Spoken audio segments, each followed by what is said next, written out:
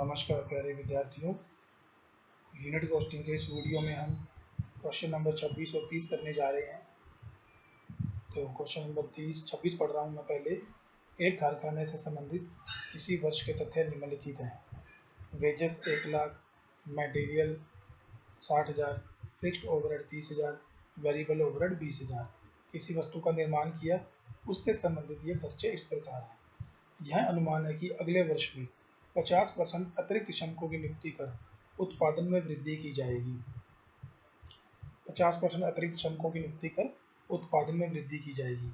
यानी कि यदि हम 100 वस्तुएं बना रहे हैं तो अब अगले वर्ष में 150 वस्तुएं बनाएंगे। नए श्रमिकों के कारण कुल कार्य क्षमता में 10% की कमी होगी। स्थिर व्यय में 20% की वृद्धि होगी। सामग्री के मूल्य में 5% की कमी होगी। परिवर्तनशील ऊपरी व श्रमिकों की संख्या के अनुपात में परिवर्तित होंगे। यह मानते हुए कि अन्य तत्वों पर किसी प्रकार का प्रभाव नहीं पड़ेगा। विक्रय मूल्य ज्ञात कीजिए।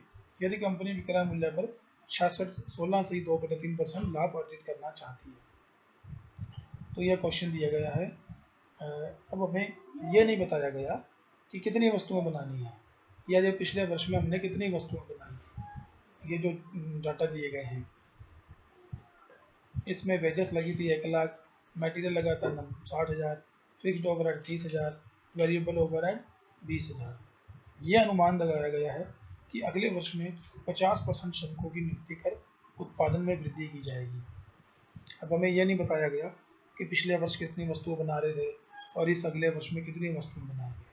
तो मान लेते हैं, माना ये जो डाटा दिए गए हैं पिछले वर्ष के या किसी वर्ष के हमने 100 वस्तुएं बनाई, तो अब अगले वर्ष क्या होगा, 50% अतिरिक्त श्रमिकों की नियुक्ति कर उत्पादन में वृद्धि की जाएगी और नए श्रमिकों के कारण कुल कार्य क्षमता में 10% की कमी होगी।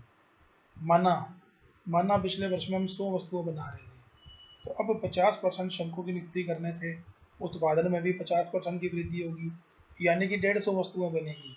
लेकिन नए श्रमिकों के कारण कुल कार्य क्षमता में 10% की कमी होगी, यानी कि 150 माइनस 10% 135 वस्तुएं बनेंगी।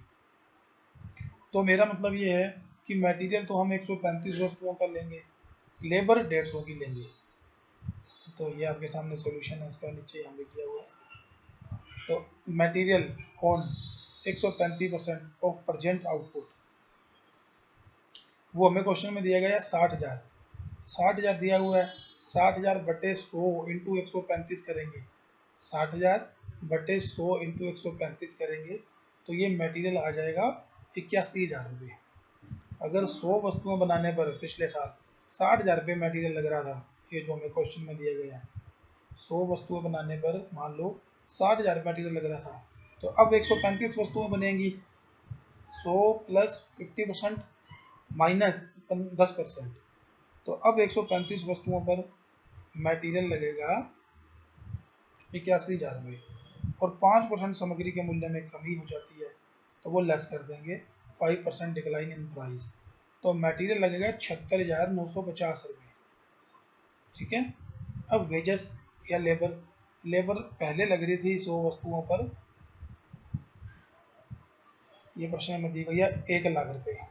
अब 50% श्रमिकों की अतिरिक्त श्रमिकों की नियुक्ति करने से ये हो जाएगी 50% बढ़ा देंगे 150%, यानी कि 1.5 लाख और इन दोनों का जोड़ आ जाएगा प्राइम कॉस्ट 2,26,950।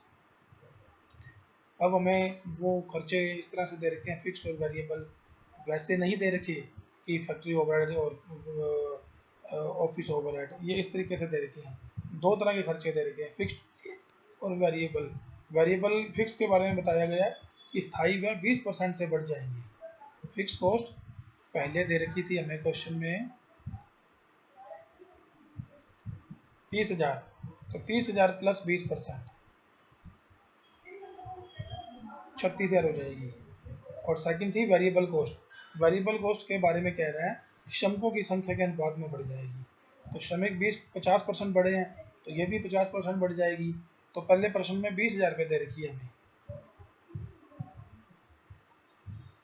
ये रही वेरिएबल, तो 20,000 प्लस 50% ये हो जाएगी 30,000 और टोटल कॉस्ट आ जाएगी 2,92,950 कॉस्ट। और प्रॉफिट कहता है बिक्री पर 20% लाभ कमाना है। ये देखिए क्वेश्चन में, हाँ, यदि बिक्री मूल्य पर 16 से 2/3% लाभ अर्जित करना हो तो प्रॉफिट सेल्स का 16 से 2/3 या कोस्ट का 20% होता है। कोस्ट का कितना होता है? 20%। तो हम इसमें 20% जोड़ देंगे इस कोस्ट का, तो हमें क्या आ जाएगा? सेलिंग प्राइस आ जाएगा, एस्टिमेटेड सेलिंग प्राइस। तो ये आपके सामने क्वेश्चन है, छोटा सा क्वेश्चन था। अभी हम क्वेश्चन नंबर इसके बाद 30 करेंगे।